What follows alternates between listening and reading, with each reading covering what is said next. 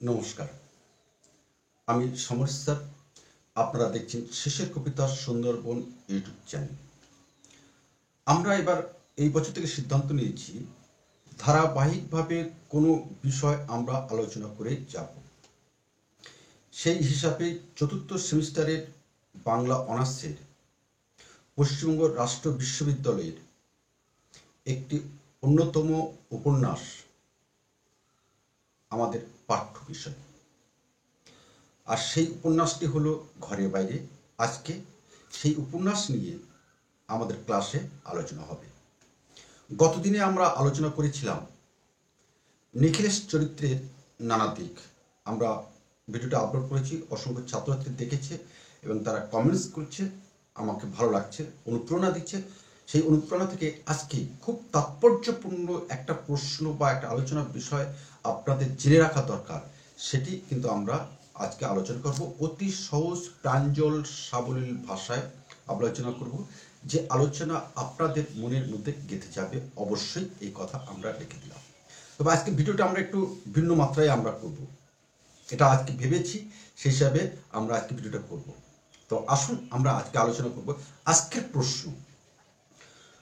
ঘরে বাইরে উপন্যাসটিতে রাজনৈতিক চেতনা কতটা প্রকাশ পেয়েছে আলোচনা করব। আমরা জানি ঘরে বাইরে উপন্যাসটি ধারাবাহিকভাবে 1915 সালে মে মাস থেকে সবুজপত্রে প্রকাশ পেতে থাকে। অবশেষে 1916 সালে এই ঘরে বাইরে উপন্যাসটি গ্রন্থকার রূপে ছাড়পত্র পায়। এই উপন্যাসটিতে 18টি পর্ব আমরা দেখতে পাই, যেখানে নিখিলেশ এবং বিমলার পর্ব সংখ্যা হল, তাদের আত্মকথা হল 7টি করে 14, আর সন্দীপের আত্মকথা আছে 4টি পর্বে। এই 18টি পর্ব আপনাদের, আমার প্রিয় ছাত্রছাত্রীর উদ্দেশ্যে বলছি, এটা জেনে রাখার দরকার। আমাদের ঘরে বাইরে উপন্যাসটিতে বিমলার আত্মকথা দিয়ে শুরু হয়েছে এবং বিমলার আত্মকথা দিয়ে শেষ হয়েছে। তবে অনেকেই এই উপন্যাসটি রবীন্দ্রনাথের গোরা উপন্যাসের সঙ্গে তুলনা করতে অভ্যস্ত, এবং তা কতটা সঙ্গতপূর্ণ সেটা আমরা একটু পরে আলোচনায় আসব। আমরা দেখেছি গোরা উপন্যাস একটা রাজনৈতিক ধর্মী উপন্যাস, আর সেই সাথে আমাদের ঘরে বাইরে উপন্যাসটিকে আমাদের আলোচনা করতে হবে এটি রাজনৈতিক উপন্যাস কিনা। গোরা উপন্যাসে আমরা দেখেছি বিশাল পটভূমি, সেখানে আছে স্বাদেশিকতা, আছে পুরাতন সংস্কারের সাথে আধুনিক সংস্কারের দ্বন্দ্ব, যে দ্বন্দ্বের আবর্তে চরিত্রগুলি ঘূর্ণাবর্ত হয়েছে। সেখানে একটা ধর্ম সংস্কার আমরা দেখতে পাই, আর এই সকল বিষয়গুলি গোরা উপন্যাসে কিন্তু অতি জীবন্ত প্রাঞ্জল হয়ে উঠেছে আমাদের চোখের সামনে। আসলে এই গোরা উপন্যাসটি হল রবীন্দ্রনাথ ঠাকুরের ভারত চিন্তার ফসল। আর ঘরে বাইরে একটি মননশীল উপন্যাস। এখানে যথেষ্ট মনস্তাত্ত্বিক কথা কিন্তু আমরা লক্ষ্য করতে পেরেছি। এই উপন্যাসে বিশ্ব মানবতা সম্পর্কে রবীন্দ্রনাথ তথ্য সহকারে 3টি চরিত্র মধ্য দিয়ে পাঠকের সামনে তুলে ধরেছে। এখানে এই উপন্যাসের প্রধান নারী চরিত্র এবং নায়িকা কে বিমলা। এর আগে আলোচনায় কিন্তু আমরা সেটা বলেছি। বিমলা চরিত্রের মধ্যে একাধিক সংঘাত দেখা গেছে। শুধু বিমলা চরিত্রে নয়, আমরা এই সংঘাত দেখেছি সন্দীপ চরিত্রের মধ্যে, আমরা এই সংঘাত দেখেছি নিখিলেশ চরিত্রের মধ্যে দিয়ে। আমরা এর আগে আলোচনা করেছিলাম ঘরে বাইরে উপন্যাসটি আমরা প্রেমের উপন্যাস বলতে ভালোবাসি, কিন্তু আমাদের আলোচ্য বিষয় আজকে এটি রাজনৈতিক উপন্যাস কিনা। আমরা জানি ঘরে বাইরে উপন্যাসের প্রেক্ষাপট বঙ্গভঙ্গ আন্দোলন, আর এই বঙ্গভঙ্গ আন্দোলনের সাথে ঔপন্যাসিক রবীন্দ্রনাথ প্রত্যক্ষ এবং পরোক্ষভাবে যুক্ত ছিলেন। আর যুক্ত থাকার ফলে এই বঙ্গভঙ্গ আন্দোলনের ত্রুটি বিচ্যুতি ভালো দিকগুলি তিনি ভালোভাবে কিন্তু উপলব্ধি করেছিলেন। আমরা যেহেতু বলছি ঘরে বাইরে উপন্যাসের মধ্যে তিনটি চরিত্রের মধ্যে একটা সংঘাত লক্ষ্য করা গেছে। কি সেই সংঘাত? আমরা বলছি বিমলার মধ্যে প্রথম সংঘাত আমরা দেখতে পাই, স্ট্রাগল দেখতে পাই। কোথায়? প্রেয়ের সাথে শ্রেয়ের, কোনটা প্রিয় কোনটা শ্রেয় তার জীবনে, এই দ্বন্দ্বে কিন্তু আবর্তিত হয়েছে আমাদের বিমলা। আমরা সেখানে দেখছি সন্দীপের মধ্যে, সন্দীপ বিমলার পরবর্তী প্রেমিক, সে কিন্তু হার জিতের বিষয়টি নিজেই অনুভব করেছে। আর নিখিলেশ সবচেয়ে ভালো চরিত্র, প্রধান চরিত্র, তার নিজের ফিলিং এর সাথে নিজ কর্তব্যের, নিজের ফিলিং এর সঙ্গে, নিজের মনের ফিলিং এর সঙ্গে, অনুভবের সঙ্গে নিজের কর্তব্যের অ্যাডজাস্টমেন্ট করেছে আমাদের কে? নিখিলেশ। এবং এখানে প্রত্যেকটি চরিত্র তাদের আত্মানুভূতি, তাদের সমস্ত কাজকর্ম নিজেরাই নিজেদের রেকর্ড করে রেখেছে। আমরা একটু আগে বলছিলাম যে ঘরে বাইরে উপন্যাসের প্রেক্ষাপট বঙ্গভঙ্গ আন্দোলন 1905। তবে এই উপন্যাসে এই রাজনৈতিক চেতনা সমভাবে যে পরিব্যাপ্ত, কথা কিন্তু আমরা বলতে পারি না। বলতে পারি তার প্রেক্ষাপট বঙ্গভঙ্গ আন্দোলন। আসলে ঘরে বাইরে উপন্যাসে রবীন্দ্রনাথ আমাদের সমাজের বুকে, ভারতের বুকে, বাংলার বুকে একটি বার্তা দিতে চেয়েছিলেন, একটি চরম সত্যে উপনীত হতে চেয়েছিলেন। কি সেই চরম সত্য? আমরা আলোচনা করব। সত্য প্রেমের পথ, সত্য প্রেমের পথ আরামের পথ নয়। সত্য প্রেমের পথ আরামের পথ নয়, সে পথ দুর্গম। কত সুন্দর কথা তোমরা দেখো। নিশ্চয়ই ভালো লাগছে তো? ভালো লাগছে নিশ্চয়ই? ব্যাস, থ্যাংক ইউ। আসলে সিদ্ধিলাভ, সাফল্য, এই দুটো জিনিস, এই দুটো বিষয় সকলের জন্য নয়। আমরা এই ঘরে বাড়ি উপন্যাসে সেটাও কিন্তু আমরা প্রত্যক্ষ করেছি। সকলের কপালে এই সিদ্ধিলাভ, এই সাফল্য কিন্তু আসে না। তবে এখানে একটা বিষয়,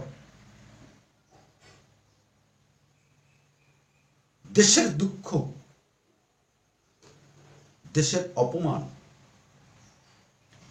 আমরা যদি সহ্য করি, দেশের দুঃখ, দেশের অপমান আমরা যদি সহ্য করি, তাহলে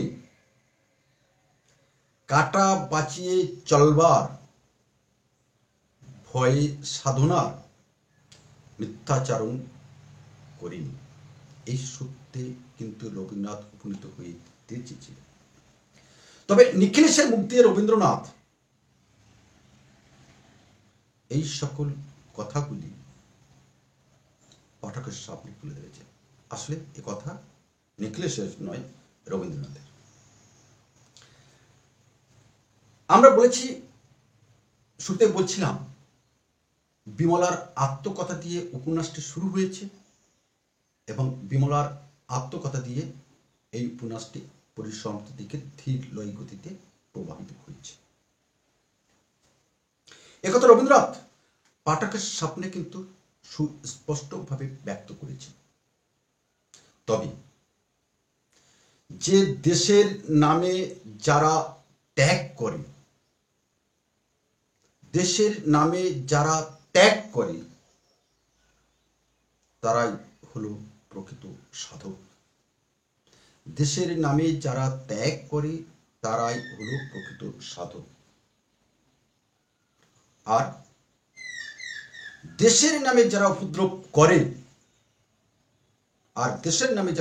করে, তারাই হলো দেশের চরম শত্রু। আর তারা কি করে? স্বাধীনতার গোড়া কেটে স্বাধীনতার আগায় জল ঢালার চেষ্টা করে, আর আমরা তাদের সাথে নয়। এখন আমাদের বিচার করতে হবে যে ঘরে বাইরে উপন্যাসটি রাজনৈতিক ছায়া কতটা আলোড়ন সৃষ্টি করতে পেরেছে। আমরা জানি রাজনৈতিক ভাবনার কিছু পরিচয় এই ঘরে বাইরে উপন্যাসের মধ্যে আলোকপাত করা হয়েছে, যেখানে রাজনীতির প্রবল ঘূর্ণিবর্তে পড়ে কোনো কোনো দেশনেতা তারা কি করেছে? আত্মপ্রচারে মত্ত হয়ে পড়েছিলেন। তবে তারা কেউ স্বার্থপরতার ঊর্ধ্বে অবস্থান করতে পারেননি। আর স্বদেশী আন্দোলনের সুযোগ নিয়ে কিছু ভণ্ড অসাধু দেশপ্রেমিক আবেগে উচ্ছ্বাসে দেশের জন্য কুমিরাশ্রু বিসর্জন করেছে। আসলে তাদের এই কুমিরাশ্রু প্রকাশের একটা চমক ছিল। আর রবীন্দ্রনাথ সন্দীপ চরিত্রের মধ্যে দিয়ে সেই বিষয়টি কিন্তু প্রকট করে তুলেছে। আসলে সন্দীপ ছিল ভণ্ড দেশ নেতা। শুধু তাই নয়, সেই সময়ে আমরা আরো দেখতে পাই এই ভণ্ড দেশ নেতার পাশাপাশি কিছু নেতা ছিলেন যারা সত্যিকারে দেশের স্বাধীনতা অর্জনের জন্য বদ্ধপরিকর। তবে সন্দীপের মতো তারা এতটা লম্পট ছিলেন না। সন্দীপ কেমন লম্পট? এই সন্দীপ কিন্তু অনেক নারীর সর্বনাশ করেছে। বন্ধু নিখিলেশের সরলতা নিয়ে, বিমলাকে নিয়ে মজা লুটবার একটা পরিকল্পনা গ্রহণ করেছে। আর সেই কারণে সন্দীপ চরিত্রের যে লাম্পট্য আরোপিত হয়েছে সেটা কিন্তু আমাদের ঘরে বাইরে উপন্যাসে অতি প্রকট। আমরা জানি ঘরে বাইরে উপন্যাসকে রবীন্দ্রনাথ কেবলমাত্র উপন্যাস হিসাবে গণ্য করতে চেয়েছিলেন। তবে এটি উপন্যাস হিসাবে এটি বিচার করাই আমাদের শ্রেয় হবে, কারণ পাঠকের দৃষ্টিতে উপন্যাসের মধ্যে রাজনৈতিক একটা চিন্তা ধরা পড়ে, স্বাভাবিক। দেশের দরিদ্র মানুষকে বাঁচানোর পথ দেখানোর চেষ্টা আগে করা দরকার। দেশ বলতে দেশের মানুষকে বোঝানো হয়, আর তাদের খেপিয়ে তুললে দেশ আর যাই হোক স্বাধীন হবে না। তাই রবীন্দ্রনাথের এই জাতীয় মনোভাব, দেশপ্রেমের মনোভাব নিখিলেশের মধ্যে দিয়ে তিনি তুলে ধরেছেন। তবে যারা বলেন বা মনে করেন ঘরে বাইরে উপন্যাসে রবীন্দ্রনাথের রাজনৈতিক চিন্তা চেতনার বহিঃপ্রকাশ ঘটেছে, তাদের এই কথা কিন্তু আমরা নস্যাৎ করতে পারি না, কারণ আমরা পূর্বেই বলেছি এই উপন্যাসের মধ্যে কিন্তু আছে বঙ্গভঙ্গ আন্দোলনের কথা, আছে বঙ্গদেশে রাজনৈতিক উত্তেজনার কথা, যে উত্তেজনার সুযোগ দেশের মধ্যে কিছু মানুষ নিজের মনে মেখে উপদ্রব শুরু করেছে। আর সেই উপদ্রব আমাদের ঘরে বাইরে উপন্যাসে রবীন্দ্রনাথ তুলে ধরেছে। আমরা আগেই বলেছি রবীন্দ্রনাথ এই বঙ্গভঙ্গ আন্দোলনের সাথে তিনি যুক্ত ছিলেন, আর যুক্ত ছিলেন বলে তিনি এই আন্দোলনের ত্রুটি দুর্বলতা সম্পর্কে তিনি সজ্ঞান ছিলেন। শুধু তাই নয়, এই বঙ্গভঙ্গ আন্দোলনকে তিনি সমালোচনা করতেও কিন্তু দ্বিধাবোধ করেননি। আসলে রবীন্দ্রনাথের বিশ্বাস ছিল যে শুধু বিলাতি জিনিস বয়কট করাই দেশ সেবার আদর্শ নিদর্শন কিনা সেটা কিন্তু সময় এসেছে ভেবে দেখার।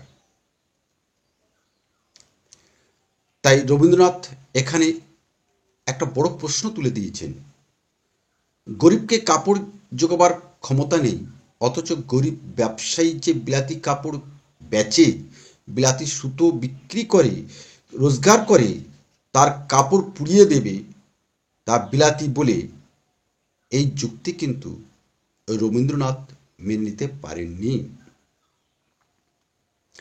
আসলে রবীন্দ্রনাথ ঘরে বাইরে রচনার স্বদেশী আন্দোলন যথার্থ যে ফুটিয়ে তুলেছে এ কথা বলা যায় না, এই কথাটার ওপর তিনি জোর দিয়েছেন, কিন্তু প্রমাণ হিসাবে তিনি যে কথা বলেছেন